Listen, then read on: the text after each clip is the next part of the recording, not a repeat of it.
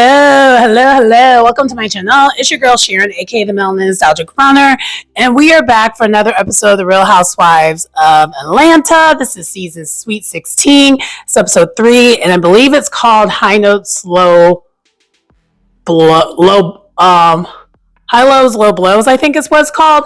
Of course, I'll have the episode description, but that part doesn't matter. So, by the way, if you're new to the channel, welcome.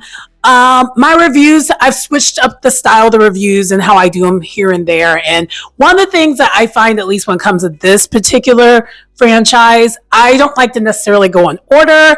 I go by the ladies because we have a lot of newbies.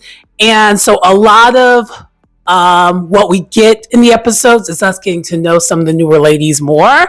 So just a disclaimer, if you're looking for a review that's a little bit going to be more in order and more chronological, this is going to be not the review for you, because also I like to also put in my thoughts of how I feel about some of the cast members at this point as well.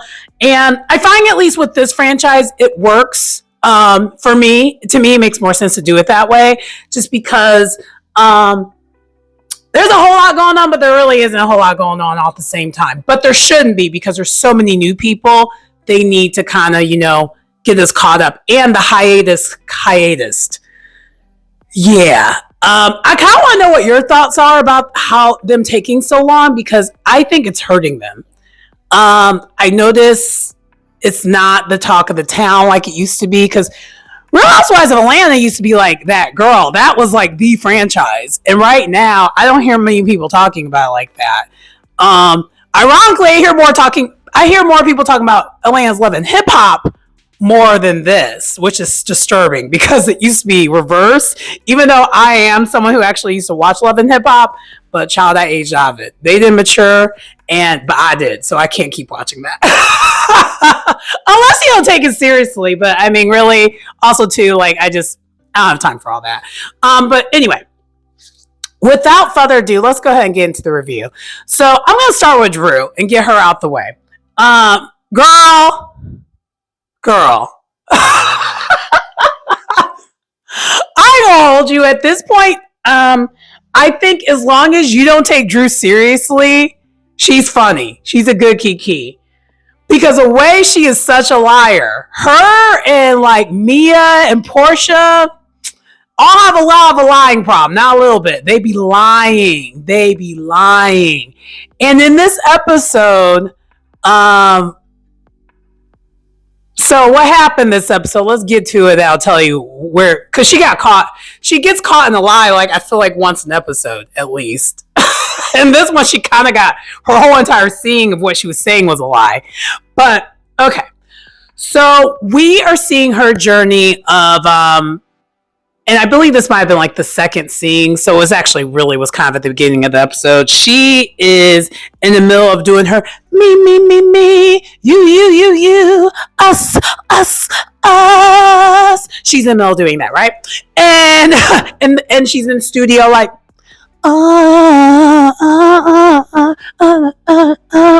so she's doing that in the studio. That's what she's doing. And there at the studio, the ladies who are there joining her and kind of supporting her are pretty much the OGs, minus Angela Oakley, which I have thoughts of Angela Oakley. I'm going to briefly sprinkle it in right now, and then we'll get more into her a little bit later. But with Angela, I ain't going to hold you. I feel like she would have fit like a glove in the old cast. She reminds me of the old school Real Housewives of Atlanta. The other girlies that pretty much are not in the scene is kind of new school and kind of borderline towing the line of Love and Hip Hop, in my opinion, my personal. But I think a lot of it is because of the youthfulness, because Love and Hip Hop was always the younger demographic. Which is why when I was younger, I identified to rather watch Love and Hip Hop, because I was more on that kind of time. I couldn't relate to the Real Housewives of it all. And now that I'm older, I relate way more to Real Housewives, and I can't really relate to Love and Hip Hop. That's neither here nor there. That's just a side note. Maybe years of therapy has helped. Let's just put it that way. And maybe the difference is if you don't go to therapy, you'll just love and hip hop. I don't know. I don't know. Also, as long as you don't take it seriously, I think the key is you just can't take Love and Hip Hop seriously. And anyway, I know I kept bringing it up, but let me get back to Drew. So, but the ladies who come to meet up Drew at the studio, it's including Angela Oakley, Kenya, and Cynthia Bailey. So they're there. They're like cheering her on, like, wow, you did that. You did good. You did good. And side note, I know I'm hopping around a little bit. I listened, so I shout out to Alex Rogers. I actually went on his channel and he did a whole entire listening party for Drew's album. And Drew, I like 3 of the songs. I think it's like a 10 album deal. And their songs are really, really short and cute. So, I mean, even if you don't like the songs, they're only 2 minutes. So it's not like the end of the world. But, Delulu, I'm putting that on my Spotify. Delulu, she kind of did that. So if you are wanting to check out Drew's album, definitely do that. It did drop this past weekend, so just FYI. So this Seeing is perfect promo for that. Anyway, let's get into what happened after they're seeing her dropping the beats. So basically, once she's dropping the beats and everything she's done, they're all like, so where's Dennis? Isn't Dennis like the executive producer of the album? And he is executive, like she gave him the credit. He is executive producer of the album. Nowhere near the studio or whatever. But we kind of know why, because we saw the end of last episode where Portia basically threw a whole entire temper tantrum, basically saying like, yo, you cannot film with Drew. We back. My mic went out. So, but the ladies were asking her like, hey, have you talked to Portia since the fallout of, what happened at Shamia's party? And she's like, no, and then basically I love Kenya. See, this is why Kenya and like Cynthia, both of them are needed. Cause Kenya is like saying, girl, we love you over here, but you dead wrong for what you're doing. Like, you did not really, it seems like to me you didn't really reach out like that, according to Portia. And she's like, no, I tried to reach out via text. And I'm like, girl, if it's that serious, you would have called her. And I forgot to mention earlier when I said Drew be lying. Child. So they're asking her, like, how do you talk to Dennis? And she's like, well, I only text him. I don't talk to him. I don't, like, do any of that extra stuff. Like, it's just very, truly professional. And the shady producer showed all the times where she has talked to him over the phone. Also has shown where instead of it saying, like, his professional name, she's calling him bro. It's like, girl, you are lying. I forgot to mention that. Called her and you could have left a voice note and told her what was up, like, hey. But instead she did the text like, I really need to talk to you. That was all that she was doing. And Portia just kept like, dodging it because Portia was in her own little world or whatever. And that's what she's using as an excuse. But then Cynthia even breaks down the knowledge. She's like, look, Kenya actually worked with my baby father Leon back in the day with the film, and they had a project together. And before she even thought of doing that, she reached out to me to make sure it was all good. And it was a non-problem. And if you would have just done that, I feel like this could have been all avoided. But we know Drew moves kind of shisty, and that's why you feel sorry for her, but then you don't, because she kind of probably did something kind of shisty. Like Drew be moving a little funny. Let's call a thing a thing. She moves a little funny, but ironically, the people that she does that with usually are people that are already not really likable, so you're not really mad at it. So Drew is still trying to play innocent, but like Kenya is holding her feet to the fire, like, girl, the way you handled that was not correct. And then they switch focus briefly about, Yeah, Shamia was like kind of being like a guard dog when it comes to that Portia and all. And of course, that's where Angela Oakley's talking. And she's like, yeah. Because the question came up was like, so have y'all talked to Shamia? Because she's the one who kind of started all this and brought it up at her party. And she's like, and yeah, Angela's like, I didn't like that energy she was putting out there. And I was like, Angela, girl. I like Angela so far. So far, I think I like her. But let's call a thing a thing. As much as you were accusing Shamia of being a guard dog, you were literally being a guard dog towards you're being a guard dog for Drew. You're doing the same thing. You guys are both doing literally the exact same thing. I think Shamia wasn't as direct about it and was trying to keep it cute, but you went all the way in on it. And so that's why y'all are not good right now. And so they're just like, yeah, well, there's a party coming up later on, because there's always an event that's going to bring the girls together where they need to kind of figure out how this is going to work. And that Kelly's putting on, like, are you going to be good with her there? This is Kenya and like Cynthia asking Angela about the Shamia ball. She's like, I hope so. I think it was just a misstep. Hopefully we can get it together. And from this scene alone, I could tell Angela really was trying to like resolve it. Side note, and also, spoiler alert, it didn't get resolved. Y'all saw the preview and knew it didn't get resolved. Child, hopefully y'all can hear me okay. I had to go without my mic. I'm using the mic on my phone instead. So if the audio is messed up, I might have to redo this. I'm actually going to, let me just double check it. Let's try it. Yeah. So anyway, I have to go without the mic. Anyway, so moving on. Drew. So we know that Drew's husband, Ralph, is just, no one likes him. He's not likable at all. He's actually quite horrible.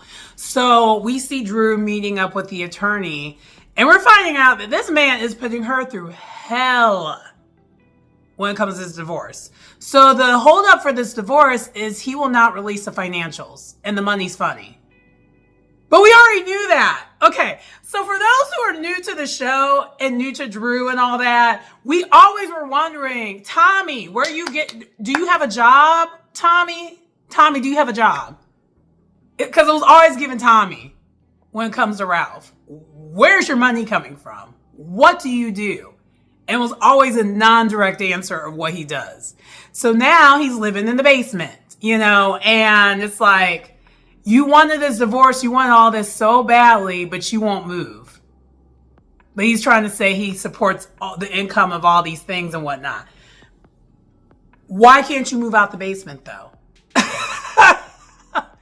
Because we also find out what's also happening with this divorce is at the end, no one's going to end up even staying in that house. Once everything is settled, the house is going to get sold, and they're probably both going to downsize to smaller homes, especially since there's just the kids and like them. And also too, I think, doesn't Drew still have a place in Chicago? I'm pretty sure she still has a place here in the city. I don't know. But anyway, so that's what we find out is holding it up is Ralph. And we knew that because he don't want to leave the basement. He, like the troll he is, he wants to stay in that basement. And so also too, we find out in the scene that all the reasons for the divorce are going to come out. I'm actually surprised. Have any of y'all heard any of this news coming about the cause of the divorce? Because what they were saying in this scene is that anything that was sealed is going to become unsealed, so it's going to be out to the public. I haven't heard anything new about this divorce since all this initially happened, like almost 2 years ago. So I don't know. Let me know if anyone who's like, has their ear in the streets of what's going on with that. But anyway, that was the other thing that kind of came out of this episode, along with Drew trying to talk to Portia. But we'll get to, I feel like the party needs to be its own thing that we'll talk about later on. So moving on. Okay. So then Britt, she is having a get together with all of her in-laws there. And we find out a lot more in this episode, more about Britt. And she's actually really, really close to her husband's in-laws, which kind of changes my opinion about the brother. I mean, not the brother, but about her husband. I think her husband's just kind of off. I don't think it's necessarily, and which is why maybe that's why we're not seeing the chemistry. This is just me trying to give all the grace in the world, because the chemistry's there for with the family though. Did y'all catch that? Because it seemed like her and the sister got along really well, which is his sister. So I was kind of confused by that. And she was asking all the questions and probing, but maybe she got the notes and she's like, okay, my sing, I'm supposed to do this and sing. I don't know. But to me, that was just kind of interesting. But we do find out though, outside of like the family gathering and her husband's awkwardness, is that Britt is not really close to her immediate family anymore. There's a lot of fallout that happened after her dad passed away.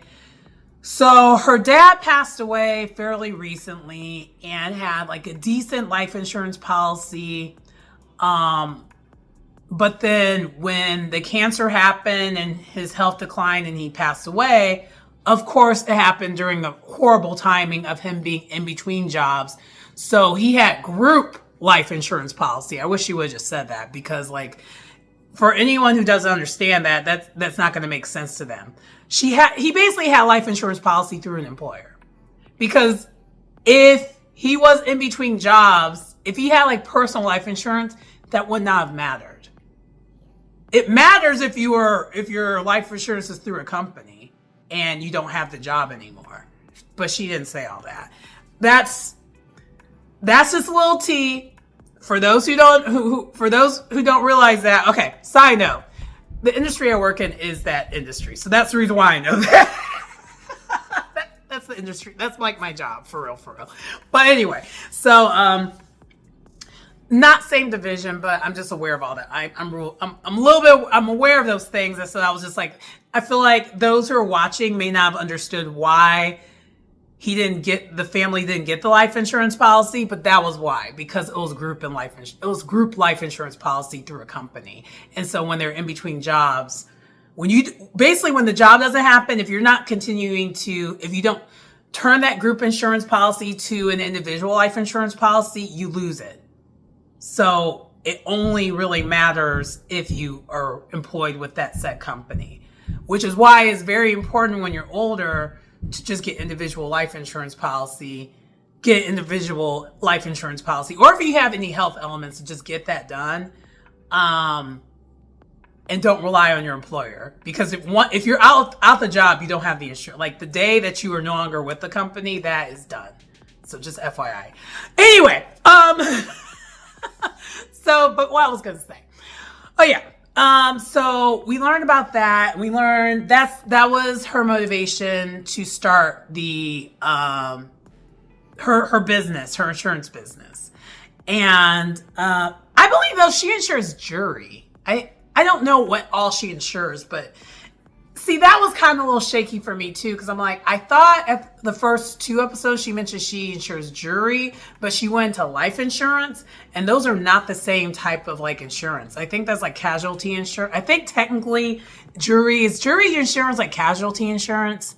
Anyway, it's not the same type of insurance. So I'm kind of confused on that, but anyway, and a lot of companies don't usually do both. I don't know. I was confused by that. I feel like most life insurance companies do deal with like annuities, also do like an annuity side, and they may have like an employer retirement plan side of things, kind of like the business that I'm in type deal. Most of them, they don't necessarily do like jury insurance. So let me know, because that part was kind of confusing to me too. I was slightly confused by that. But one thing that I got out of this though is that when she decided to open her business, she had both her sisters involved in it, and it did not go well, and now they're not talking. So really that's why her family wasn't even there at this gathering. It was just like all his family. So that's kind of what we got out of that. Also, the family is excited and hoping they can have kids soon. And the husband just seems like he's not taking any of this seriously. As far as like, I don't know. Something's funny about Britt and the whole situation there. Still, to me. But outside of that, the sister did ask how things went when it comes to meeting the ladies. And Britt still has his heart on for Kenya. The more I see this transpire, the more I think, yeah. I need to see the whole story. I heard what happened with Kenya, and based off of what they said Kenya did, she's dead wrong for that. That was like not okay. But as I see how things are transpiring, and the producers really could have did like, if they really wanted Kenya to be completely gone for real, they could have really done her way more dirtier than what they're doing. I mean, they still are doing her dirty because they should have still at least given her a confessional or something. She should have been friend of, to be honest with you. But they're not even giving her that treatment. But just based off of how things are transpiring, I'm just like, Britt, why are you just poking the bear? To me, I feel like she's poking the bear. It seems like that's been what she's been doing from the very beginning. We'll see. It looks like next episode, though, we're going to see more of what happened with that. But outside of that, nothing else is really going on, Britt. Okay, so then let's get Portia out the way too, because really Portia ain't got nothing really going on other than the divorce. So she meets with Miss Diane, her mom, and they talk about the divorce of it all. And I don't know. I just can't take any of it seriously because I'm just like, girl.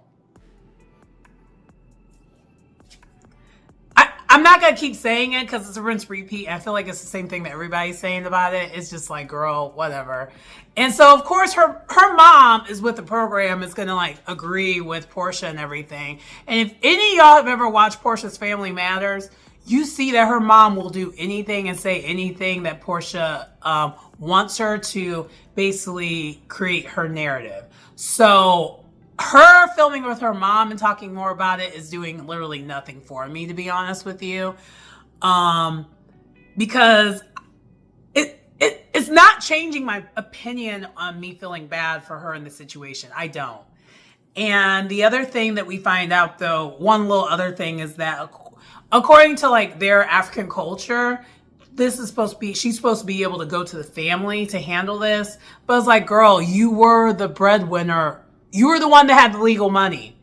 So you think that family's going to be okay with how you're wanting this divorce when you were the source of legal money versus him with his elite? Like, we don't know if his funds. To me, it seems like Simon's money might have been funny too, because he isn't even here legally and he's never been here legally. Because you literally were dating a whole entire scammer. So you think the family that is maybe, on his side in general, you think they're going to side with you when it comes to this divorce? Anyway, that's the part that doesn't make any sense. She's just trying to sound like a victim when it comes to the whole entire thing. And I think somewhere here in the episode, it does get mentioned about her talking to... Oh, we also see a little bit of a riff when she was talking to her mom about how she twisted the narrative when it comes to this too. Because... Oh, I skipped way ahead. Let me go back. So Portia actually did end up meeting with Kelly. They had a sit down. And they talked out the conflict of Kelly just like directly saying, hey, what's going on with that? And long story less long, they resolved it. Kelly first was like, I'm not drinking. And then once they resolved it, she does decide she's going to order drinks because they met at like a restaurant or whatever. And Portia's like, wait, you were afraid of something going down? She's like, child, I had to be ready just in case Knuckle You Buck was happening. I was like, child! Kelly? I'm waiting to get to Kelly because I love Kelly. Kelly is like, to me, the best addition of this show, in my opinion. She is bringing it as far as the new girls, like a new face that we've never seen before, new girlies. She is getting me. That sent me. And honestly, it was very smart of her because if you know Portia's history, Gotta be ready. Gotta be ready. They actually kind of got like alluded to a couple times this episode. But anyway, they were good. And I think Portia don't want none when it comes to Kelly. So I think that's why she was like, we're just going to resolve this. But in the conversation when she was talking to Kelly about what she said, Portia started feeling a way about Shamia because she's like, why did Shamia bring this to me in a different way? And honestly, it's semantics. I think Portia is looking for a reason. She's looking for it. Because what Kelly said, how she said it, is literally how Shamia said she said it. Like, she literally ran told that. Like, that's what she did. And, of course, in front of Portia, Portia's all like, well, she said that you said it very aggressively. She's like, well, no, I said it just like how I said to you in your face. And apparently, because to me, I thought that was kind of like, to me, I thought that was not really aggressive, but it was like very upfront. It could be interpreted as aggressive if you're on the receiving end of it. So I think it's open to interpretation. But like, Kelly didn't change how she said it, and Shamia didn't change how Kelly said it when she told Portia that. But Portia now is using the narrative. So when she goes and talks to Miss Diane, her mom, she's trying to say like, yeah, like, I don't know why Shamia brought that to me when she knows I'm going through so much and going through a divorce right now. And it's like, you would have been mad at her if she would have never told you that and you found out watching the tapes back that she didn't do anything about it. So it's like, damn if you do, damn if you don't. So now we're seeing a little bit of how things are transpiring as far as them two not being good anymore. Because I think, I don't know if they're good or not right now, but it's been alluded that they're not really okay right now. So we're seeing it. Anyway, but outside of that, the Portia and Miss Diane scene, it was kind of a whatever. And Portia's just looking for a reason to be mad at somebody. But yeah, anyway. Okay, let's go on to Angela real quick. So Angela, we do see her working a little bit. So she's at one of her investment homes outside of the Atlanta area, in like one of the suburbs, it looked like. And Charles goes and meets her, and they're talking about, you know, she's talking more about her business and now how Charles is more invested in making sure that businesses and all that good stuff. And then the other thing that gets brought up is some of their tough times they encountered during the wedding. Also, Angela did explain to the ladies when they were at the studio dropping the beats how she met Charles. And how she basically kept tabs on him through the concierge just because they lived in the same building. It seemed like they must have lived in the same building when they lived here in the city. And if you are going to live in one of those buildings where you have a doorman, yeah, get to know the doorman. She wasn't wrong what she said. When she said what she said as far as like being chummy with the doorman and the concierge, you know, make sure that, you know, what's going on. She ain't getting played. Like he ain't trying to play in her face. Smart. Very smart.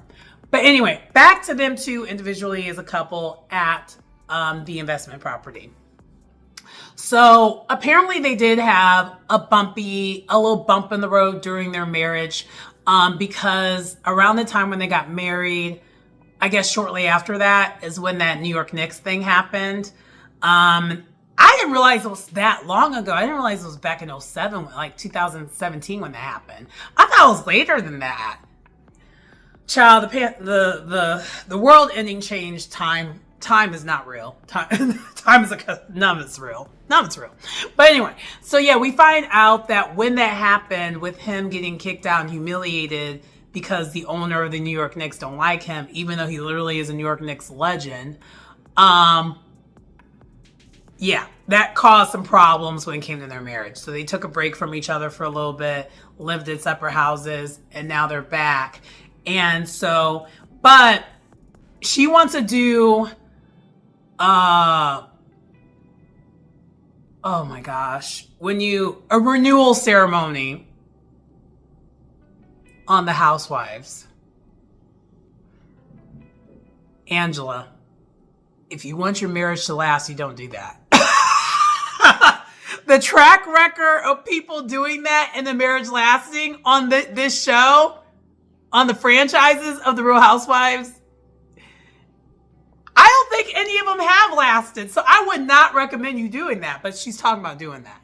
Anyway, but they're not doing it yet until I guess this investment property is done. And then the other thing that they talked about was they need to do therapy. And of course, Charles got so much to say when it comes to that. But for those who are not familiar, because I've heard some comments about how Charles be acting and stuff, clearly y'all are not familiar with this man.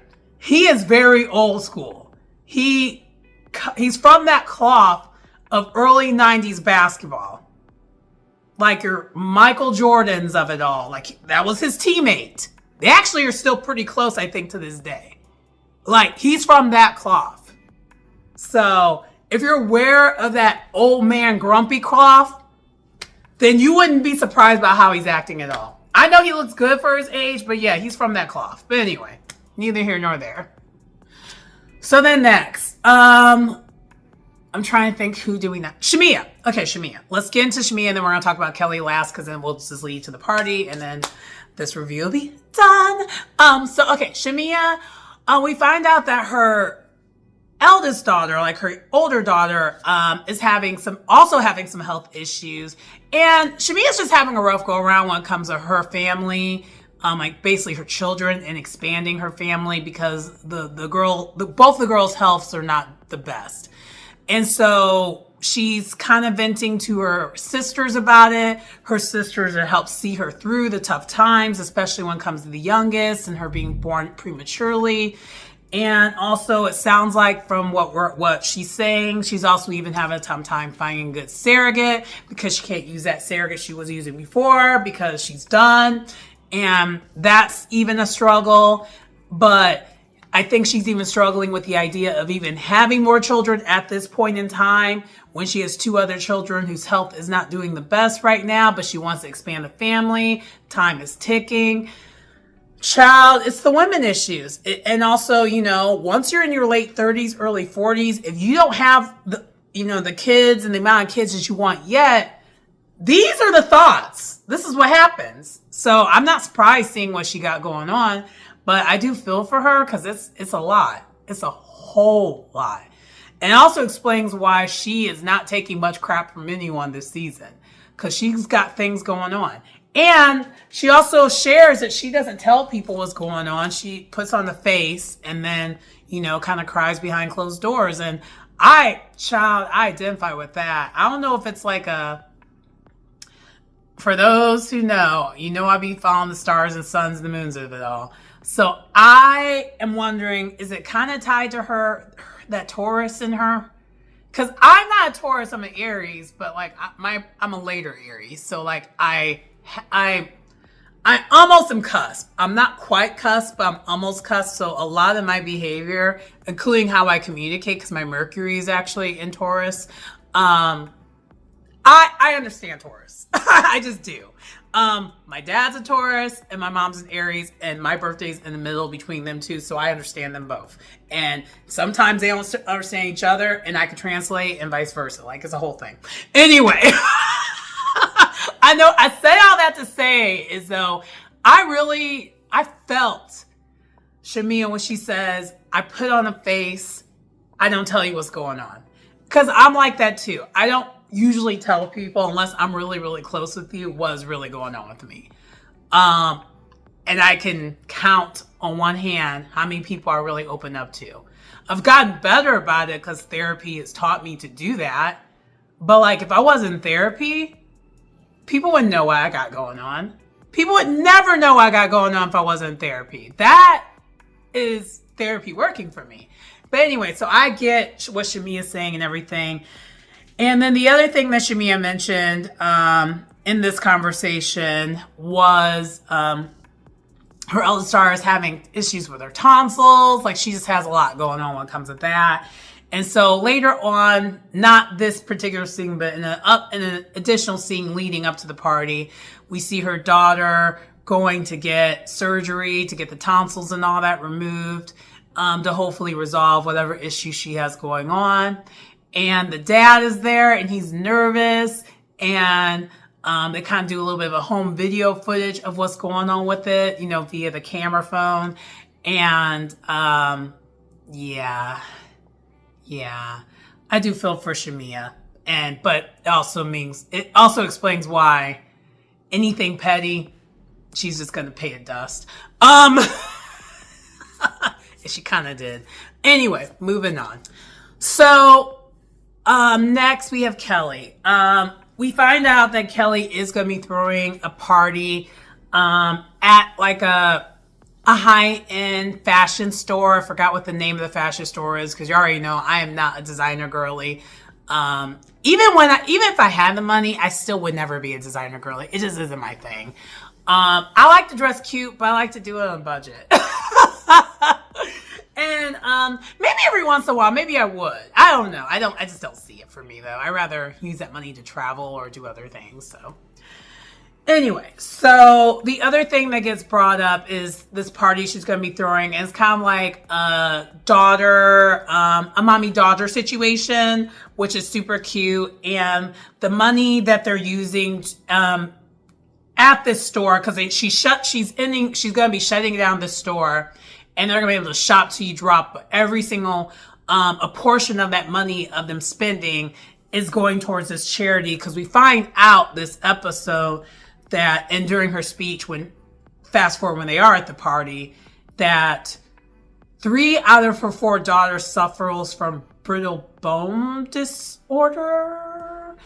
I've never heard of it before, but I'm glad this was brought to light. Apparently, it's a thing that can happen. I guess is it more of a thing for people of color?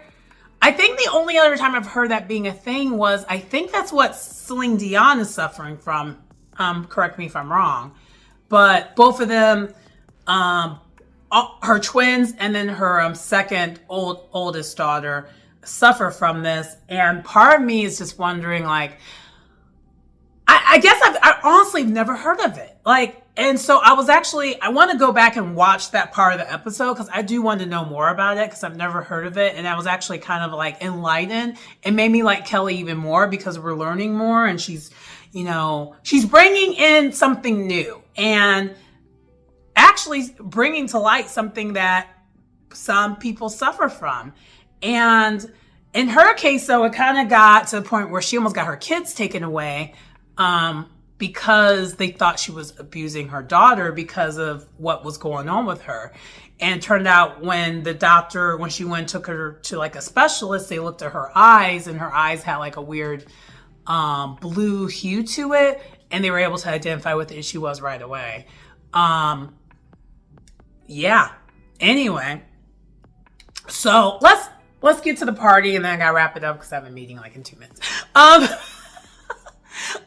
So yeah, basically at the party, fast forward, they do have the party, and the girls are dressed so cute, and everyone has their daughters. It is so cute. So cute. We'll get to the party. Hey, so now the party. Sorry, so basically, hold on. Okay, there we go. So basically, the party happens, and all the girls are so cute. And when I mean girls, I mean actually like everyone's daughters are just so cute. Like a lot of them are twinning. Like my favorite thing was seeing Pilar and Portia and Kenya. And oh wow, I'm drawing a blank of Kenya's daughter's name. Anyway, the point is, all of them were wearing kind of like floral colored dresses, and all 4 of them were kind of high key twinning. I was like, oh! I thought it was so cute. It was so cute. So at first, they're doing the pleasantries, they're shopping, they're having a good time. I believe Brittany might be Britt might be the only housewife that doesn't have children, or doesn't have children. So she. I think she was just helping one of Kelly's kids around, because Kelly has 4 daughters. So yeah, so everyone basically was there, and they were doing great. Minus Drew. Drew did not show up on time. Portia showed up on time for this event, even though her glam wasn't completely done. But you couldn't show up for your best friend's event on time. Anyway. And Portia complained about how Drew and her use the same glam. And so she had to wait for Drew's glam to get done before they did her glam. But she still got there on time. So her face wasn't completely like beat to probably the way she wanted to, but she still looked good. I mean, Portia, love her, hate her, she is a beautiful woman. Like she just is. Anyway, so she threw some shade mentioning that. And then, of course, Cynthia and all them up in the business, like, so are you going to talk to Drew? And they're just like, and she's like, I'll talk to her when I talk to her.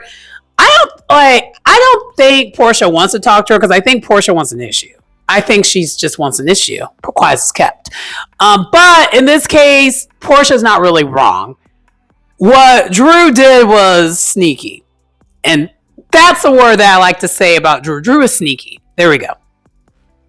So then, basically, Drew does eventually show up. And everyone's still talking about the aftermath of all the different things. And then Angela tries to talk to Shamia to clear the air. And immediately you could tell Shamia ain't with it. She's like, I don't want to talk to you. I'm good. I'm good on you. Like she gave her attitude from jump, gave her no reason to clear the air. And she's like, okay, I'm just trying to clear the air. And then they just went on this back and forth. And side note, I am so glad I do not follow what social media tries to put out there versus seeing everything unfold.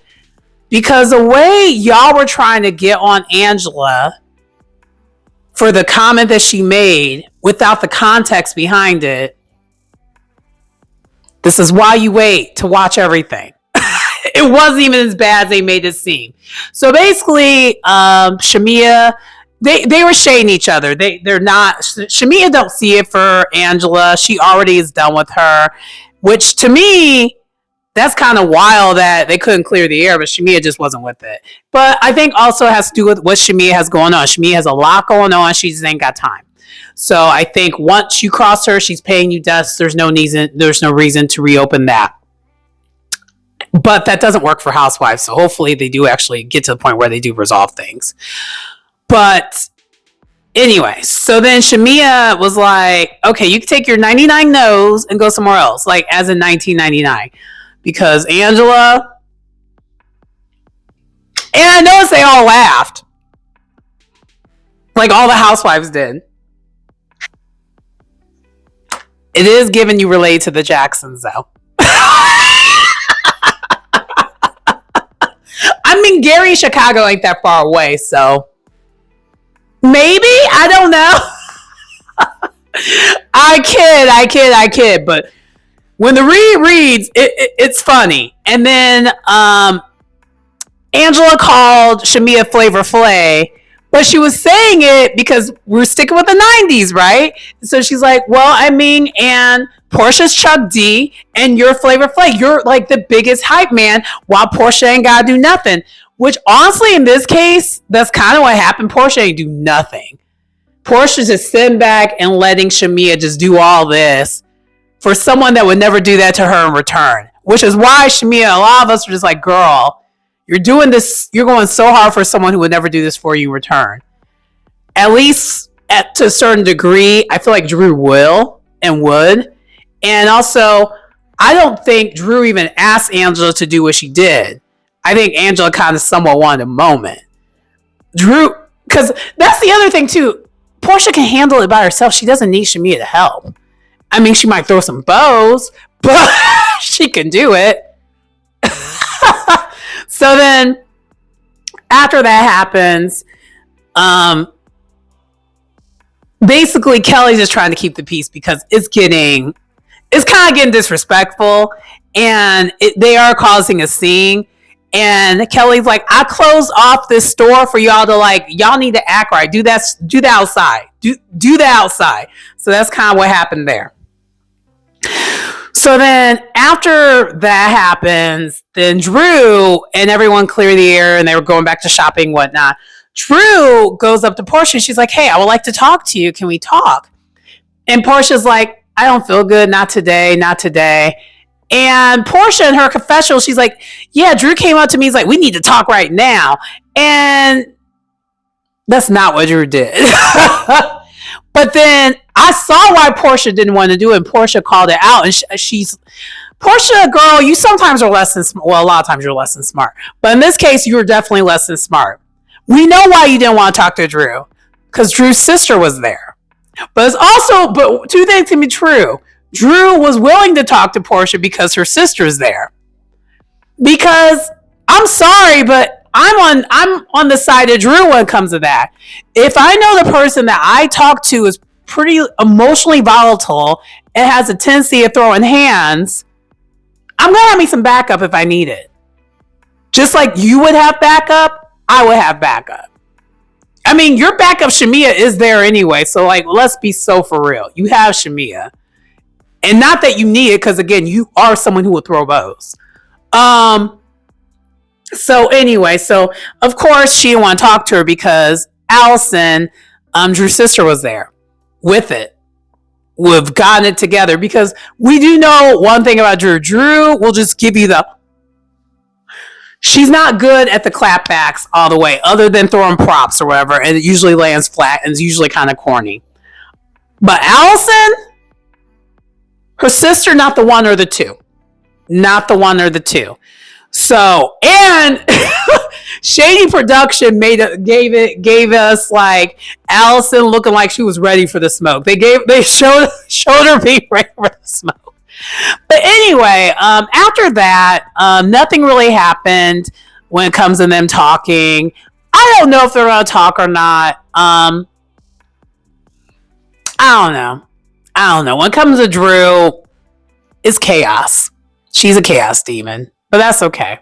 She's kind of an enjoyable chaos demon, in my opinion. Because her lies are like harmless lies. For the most part. Because I feel like lying is just a problem. Having a lying problem is a problem in itself. But at least in her case, like her lies are like they're not toxic lies all the way. I mean, unless you're Ralph or...